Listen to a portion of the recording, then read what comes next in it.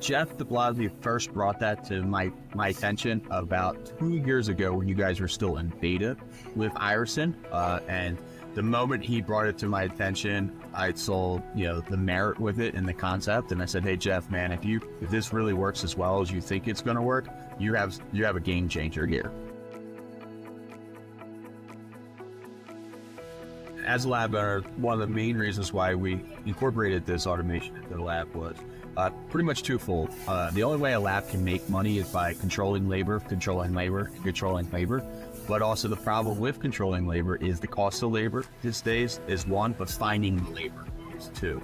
So having the ability to turn out 400 zirconia crown units an hour after centering has been unbelievable for us, because at our lab, we are getting constant pressure from our clinicians and our groups to lower our fees and figure out how to turn it out faster.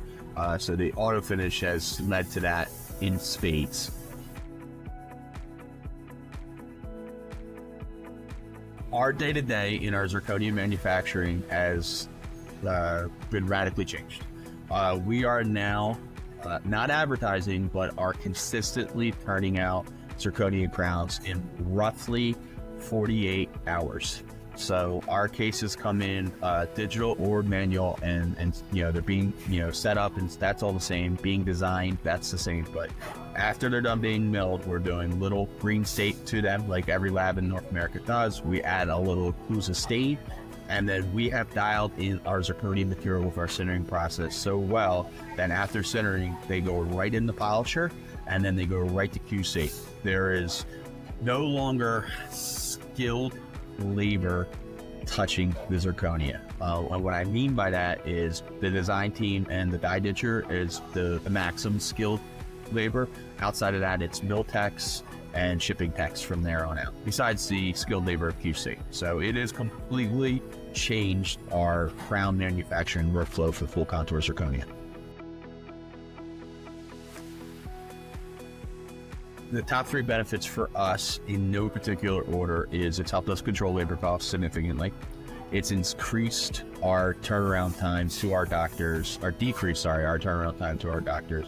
It's cut off. We were averaging about 5 to 6 days per unit. Now we're closer to 3 to 2, and our production team thinks we can get it down to 24 hours. And then with that, we have seen an increased number in units. So we have had doctors sending us more work because we're getting it back faster, and we can compete with some of the big labs now. They were skeptical. To be honest, a standing glaze crown still aesthetically looks, different. And you can use the word better. It depends on the eye of the beholder. What we have done, though, we have been tracking every single one of these. We have just broke over 3,000 units that have been sold in the last couple weeks, and we have only received 3 phone calls from our clinicians. So they're in about 700 clinicians named hands, from fee from service all the way down to DSO. It doesn't matter in between. And we've only had 3 people call us. 1 requested to go back to standing glaze, and 2 just wanted to know why it was different. So we never were polishing zirconia before. This is new to us, obviously. But with the night guards that we're doing, the workflow has been amazing. Model work's still the same, digital setup's still the same, design's still the same, but we're literally printing it with our C-gut and dropping it in the auto polisher, and they're going right up to QC. So we're not sitting and finishing them anymore. We're not spending hours polishing them with teams of people trying to squeeze out one more night guard. So that has really, really been huge for us. So we've been able to, we're very blessed. We have a really good ceramic team. So since we have taken, I wouldn't call it the bulk of the work or the production work out of their hands with the crown and bridge and with the night guards for our denture team, they're able to focus more on our interior cases, our screw routine stuff, our implant stuff that is higher dollar, and I rather have higher wage talent touching that stuff. They're spending more time with our flexi cases, with our printed dentures. a lot of times labs have to, because we're limited staff, we're limited resources, right? So a lot of times, well, we have to sometimes let good enough go, and now we're freeing up time to make the product what we're actually desired to get to. Yeah, because we're not bogged down with, manual labor at the polishing lathe. The guys at Iverson have been a dream. Them being owning a dental lab and being lab people first, you can tell that in the way they design, not the unit and the process. That's understood.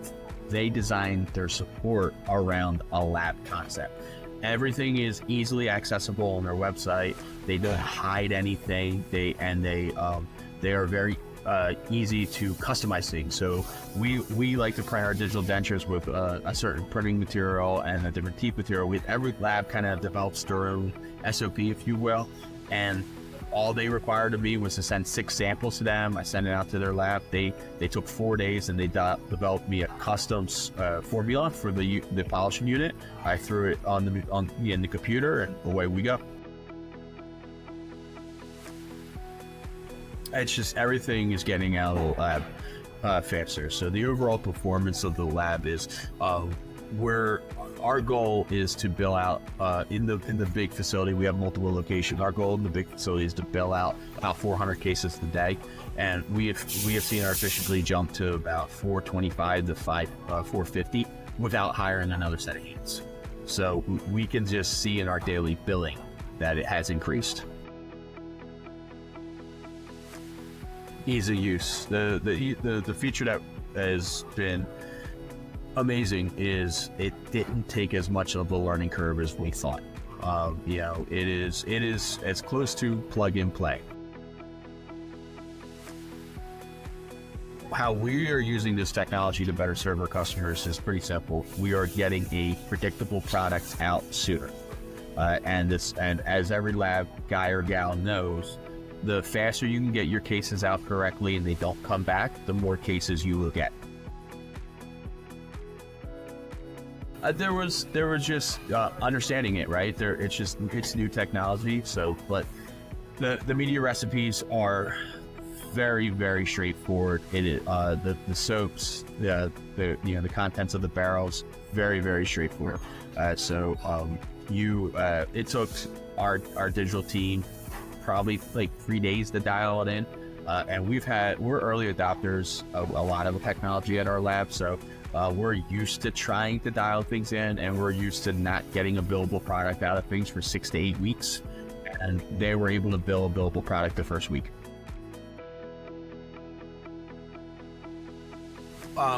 The best way I can describe it for you is I do a lot of large scale volume work for a lot of DSOs, and I love and respect our customers, obviously, and we are very blessed to have a lot of all on X business and whatnot.